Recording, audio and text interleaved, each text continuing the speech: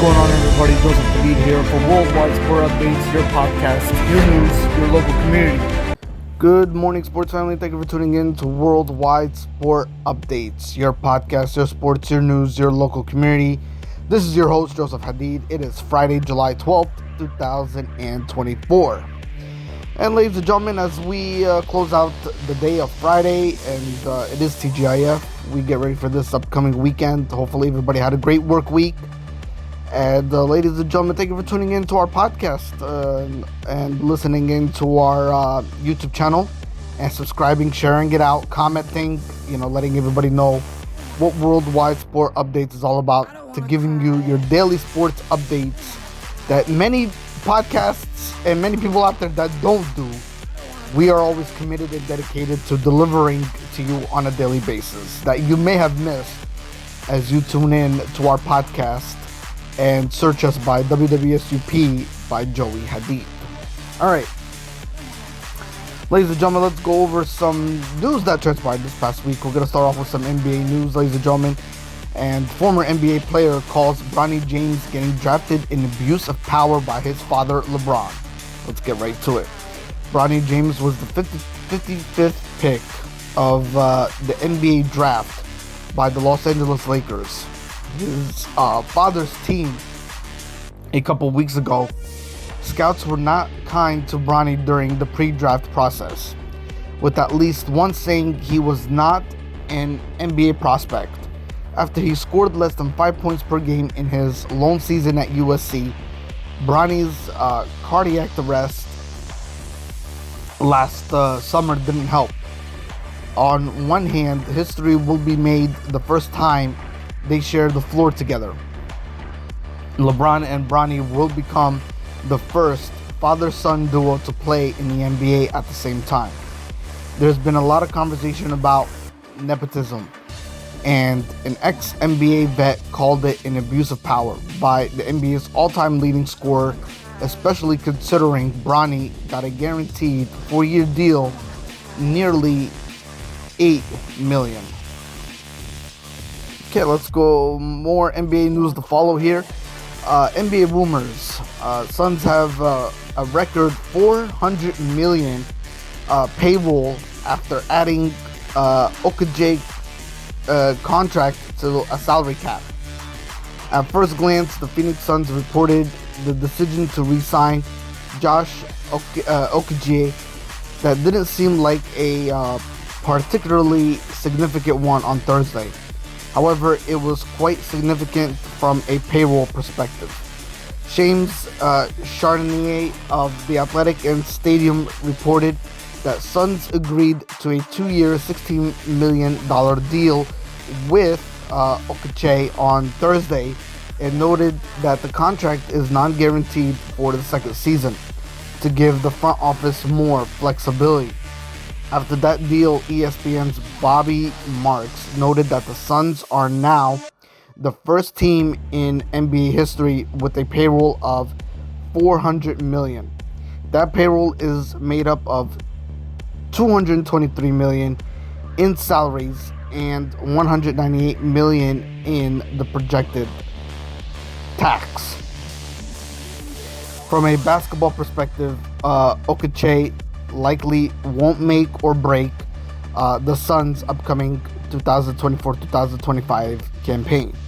After all, he is a secondary contributor at best, who averaged 4.6 points, 2.6 rebounds, and 1.1 assists per game, while shooting 41.7% from the field and 30.9% from deep last season. He is just like most of the players on the team, will be overshadowed by the duo of Kevin Durant and Devin Booker.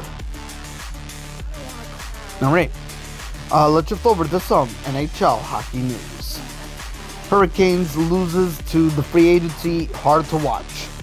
Brind'Amour says the Carolina Hurricanes will have a different look this season after losing several key players to free agency.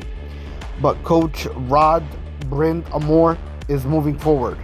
Carolina has experienced drastic change in the past 2 weeks, including the departures of forwards Jake Goodell, Tampa Bay Lightning, Tivio Teravain, Chicago Blackhawks, and Stefan Nusin out of the New Jersey Devils, and defensive man Brady Shishik out of Nashville Predators, and Brett Pishik out of the New Jersey Devils, the team's second pairing for more than 4 seasons. In quotes, you get attached to the guys, especially when you've had them for a long time. Brind'Amour said during the team's development camp Wednesday, it was hard to, I'll be honest, it was hard to watch guys walk out of here. I understand it. It's a business. They've got to do what they've got to do, but it's also exciting because you get a whole new group of guys coming in, and maybe some of these young guys will crack the lineup, and you get to watch them grow. It's just the evolution of it, in his quotes. Alright, let's shift over to some NFL news. Roger Goodell breaks silence on NFL's $7 billion Sunday ticket court decision. The NFL is currently grappling with the potential of paying over $4 billion in damages following a class action lawsuit loss concerning its Sunday ticket package. NFL Commissioner Roger Goodell addressed the issue in a recent interview, downplaying the league's concerns and emphasizing confidence in their legal standing. Goodell expressed the NFL's intent to appeal the decision and reiterated their strong belief in their position. In quotes, we obviously disagree with the jury verdict, and we are committed, obviously, to following the legal process. It's a long process. We're aware of that, but we feel very strongly about our position, our policies, particularly on media, that we make our sport available to the broadest possible audience. Alright, let's shift over to some Major League Baseball news. Michael Kopech becomes the first White Sox pitcher to throw an immaculate inning in more than a century.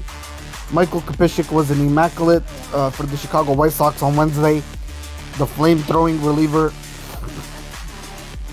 made MLB history while closing out the Minnesota Twins in the first leg of a doubleheader, throwing an immaculate inning in the 9th inning of a 3-1 victory. An immaculate inning is when a pitcher strikes out all 3 batters in an inning with 9 pitches total. Kopech's 3 victims were Brooks Lee, Matt Wallner, and Max Kepler. Here's the full pitch mix from Kopech's accomplishment. 97.3 miles per hour fastball, that was a foul. 90.1 miles per hour cutter, that was a foul. 100.1 miles per hour fastball, called a strike.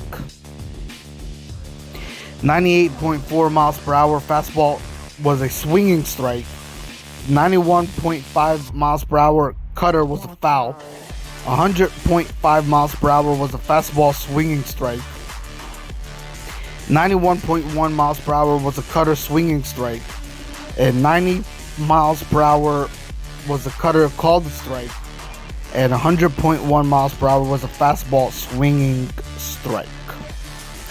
Alright, ladies and gentlemen, that's all for this week. I will see you on next week's recorded podcast. Till then, hit the like button, subscribe, share it out, let everybody know what Worldwide Sport Updates is all about. Your podcast, your sports, your news, your local community. Take care of each other, sports family. Have yourself a great weekend, and we will see you next Friday. This is Joey Hadid, your host for Worldwide Sport Updates, your podcast, your sports, your news, your local community. Take care of each other, and bye-bye.